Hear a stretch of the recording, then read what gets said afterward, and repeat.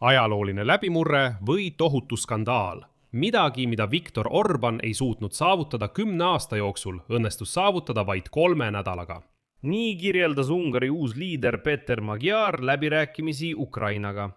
Ajalooline kokkulepe Ukraina ja Ungari vahel, mis lõpuks eemaldab kõik takistused Ukraina Euroopa Liiduga ühinemise küsimuses.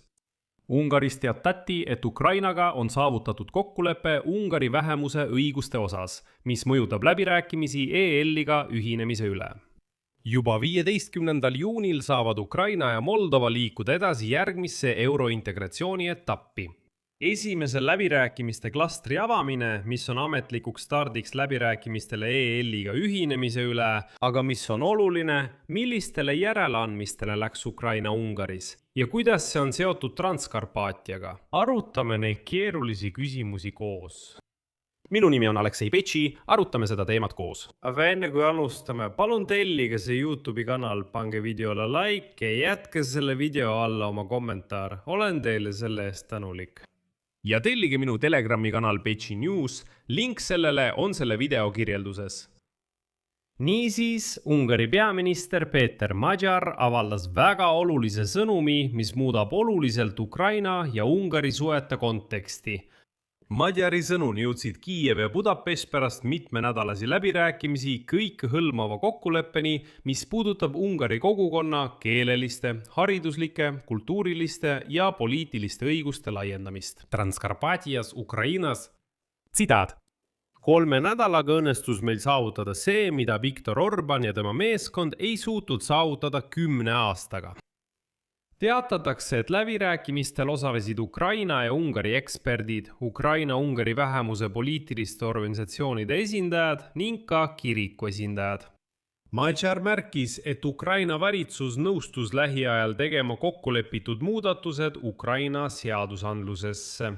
Tema sõnul võimaldab see Ungari kogukonnal saada laiemad õigused hariduse, kultuuri, keelekasutuse ja poliitika valdkonnas. Tsitaat. Edasi, Magyari tsitaat. Ukraina kohustused kajastuvad ka tegevuskavas, mille Ukraina peab Euroopa Liidu ees täitma. Kui see juhtub, annab Ungari valitsus nõusoleku Ukraina liitumiskõneluste esimese klastri avamiseks. Aga milliseid muudatusi näeb ette see ajalooline või mitte päris ajalooline kokkulepe Ukraina ja Ungari vahel? Magyari sõnul nõustus Ukraina taastama rahvusvähemuste koolide süsteemi. Miks ma sõna taastada panen jutumärkidesse, selgitan natuke hiljem. Ungari keelt saab kasutada mitte ainult õppetöös, vaid ka kooli dokumentatsioonis ja sisekommunikatsioonis. Õpilastel lubatakse vabalt kasutada Ungari sümboolikat, esitada Ungari hümni pidulikel üritustel, kasutada rahvuslikke, samuti paigutada lippe ja ungarikeelseid silte õppeasutustel. Haridustõendeid ja atestaate saab samuti välja anda ungari keeles. Lisaks saab lõpueksameid ja sisseastumiseksameid sooritada ungari keeles ning eraldi saab sooritada ungari keele ja kirjanduse eksamit. Samal ajal laiendatakse kohustuslike ainete nimekirja, mida õpetatakse ukraina keeles rahvusvähemuste koolides ainult vanemate nõusolekul. Nagu ütles Magyar, tsiteerin, Ukraina pool garanteeris, et rahvusvähemuste koolid säilivad isegi väiksema õpilaste arvu korral.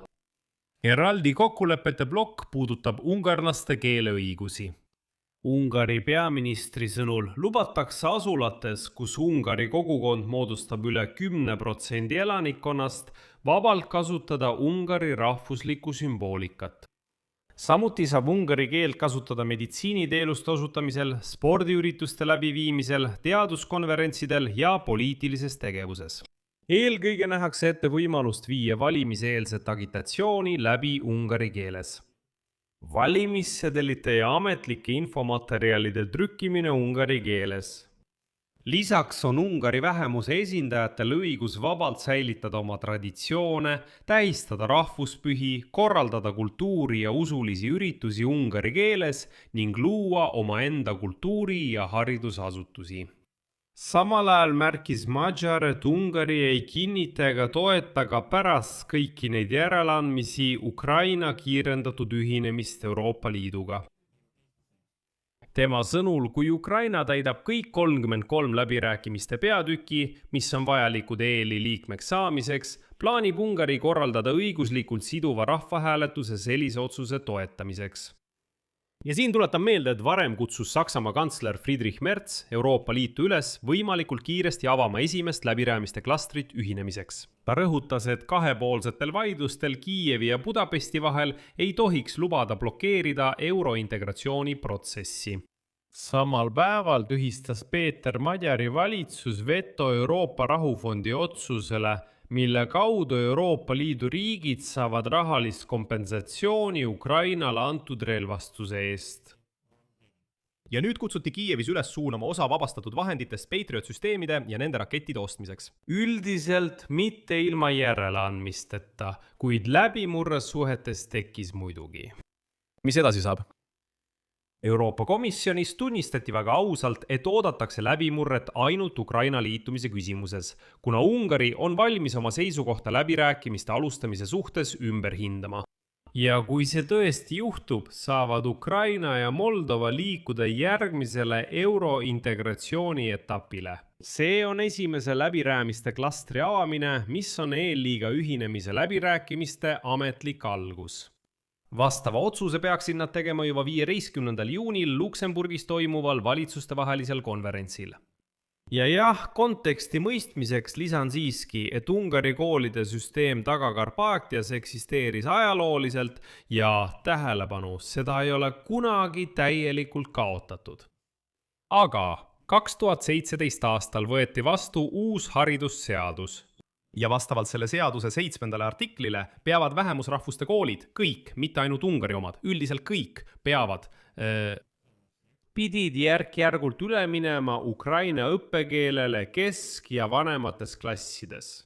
Õppe täielikult ungari keeles jäi tagatuks ainult algkoolis, see tähendab 1. kuni 4. klassis.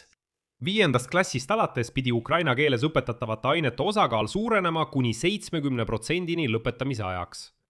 Ja selleks, et mõista, kuidas Viktor Orban selle teemaga siiski manipuleeris, lisan veel ühe asjaolu. Vaatamata sellele seadusele, kuulsale seadusele, töötab tänaseni piirkonnas ametlikult umbes 70 üldhariduskooli, kus õpetamise keel on ungari keel. Lisaks sellele on veel 10 segakoole, kus on lihtsalt ungari keele klassid.